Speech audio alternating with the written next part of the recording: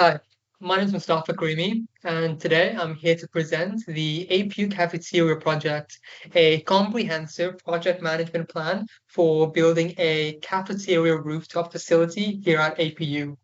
This presentation will walk you through our whole approach in delivering this project by the 1st of January. So first up is the introduction to the project. Let me start with an overview. APU is currently experiencing a rapid growth in their student population, which has led to a significant uh, congestion issue during peak hours. And to address this, APU is considering adding dining facilities by developing a new rooftop cafeteria that will accommodate an additional 1,000 students. This will incorporate many cutting-edge features like climate control systems, smart ordering kiosks, and digital integration. The facility will also use eco-friendly materials and solar panel integration, which align perfectly with APU's sustainability goals. And most importantly, we've designed this project in a way where there is zero disruption to any existing campus activities. Next up is the project organization. So let's talk about how this team is structured in this project. So I am the project manager, meaning I hold all the ultimate responsibility for overall project delivery, stakeholder communication, budget, and schedule control. The people you see on screen are all the managers that are working under me in various departments. Next up is the workflow hierarchy diagram. Here you can see how our project flows from top to bottom when it comes to decision making. You can see how each major phase from initiation to handover is systematically broken down into sizable chunks. This structure allows every team member to know exactly where they fit in the project. Next, we have the RACI matrix. This is fundamental to avoiding confusion and making sure that accountability is held. When issues arise, the lead or the manager identifies a problem, documents it in our risk register, and notifies me immediately. I then have 24 hours to organize a meeting with the respective managers. If the issue cannot be resolved, we then take it up with APU for a final decision. This ensures that all problems are addressed quickly and efficiently. Next is the risk management plan. So effective risk management is absolutely critical for this project. Our approach focuses on four key areas. One, predicting disruptions before they become critical. Two, allocating contingency resources where they matter the most. Three, ensuring compliance with all legal and environmental standards. Four, strengthening stakeholder confidence through complete transparency. We then categorize these risks into two main types: internal risks, which include things that we can control, and external risks, which are things that we cannot control, things like regulatory processes, weather conditions, and community sentiment. For external risks, we focus on making contingency plans and continuous monitoring because we can't control them directly. Next is the risk identification table. This table shows all the key risks across all the different categories. You can see we've mapped out everything from permit approval delays to structural reinforcement requirements to weather disruptions. Each risk is classified by a type, and we've identified all the root causes for each of the risks. This systematic approach ensures that we're not caught off guard by any unpredictable or predictable challenges. Let's move on to the risk analysis and the heat map. So this heat map shows a visual representation of where we need to focus our attention the most. The risks that you see in the red zone, like building permit delays and unforeseen structural requirements, get our immediate attention. and they also have the most robust mitigation strategies. You can see that we've also assigned scores to each risk by combining two things, probability and impact. This approach helps us prioritize our risks and how much effort we put into each risk response. Now let's talk about the risk mitigation strategies. So for each major risk, we've developed a specific mitigation strategy and contingency plans. For example, let's take the permit delays, for example.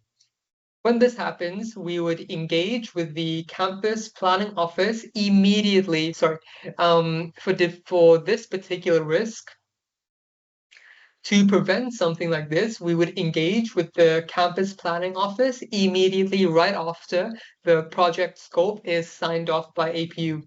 We will also submit applications well in advance. If these delays still occur, we can use the fast track review method and reorganize. Another thing that we can do is reorganize our schedule, so that work that is not dependent on this can still get done while we wait for the approval. Now we have the communication plan. So our communication plan is designed around 4 key principles. Getting the right information to the right people at the right time through the right channels. This is really important because it ensures alignment and transparency with all stakeholders and allows us to mitigate any risks early. It maintains stakeholder confidence and it ensures that we meet all regulatory compliance requirements. Now let's move on to the stakeholders and communication. We've identified 8 key stakeholder groups, each with their own specific communication needs. For example, the APU management would receive high-level progress reports and budget alerts. Next, we have the communication flow diagram. This diagram shows us how information moves through our organization. You can see the little interconnections between different stakeholder groups and how formal and informal communication channels support in our decision making. The diagram ensures that everyone knows exactly who to communicate with for all different types of decisions and issues. Now let's talk a bit about the communication methods and tools. So we're using a multi-platform approach when it comes to communication. We have Microsoft Teams as the central hub for all the real-time collaboration among the project team. This enables us to do things like daily reminders, document sharing, quick decision-making through video calls. Another method that we have is emails. This would handle all our formal communication from monthly reports to management, to permit submissions and legal notices. Everything goes through the company email to ensure traceability. SharePoint also serves as our documents repository with dedicated folders for each manager. This would store things like technical drawings, compliance certificates, and safety documentation. Now let's take community outreach, for example. For that, we would use campus portals and physical posters for weekly construction updates in like noise. This would also be co-signed by the student union to give us credibility. We would also use Microsoft Project integration because it makes our schedules, and because it would maintain our schedules and risk registers with like color-coded status tracking, for example. Next, we have the meeting structure.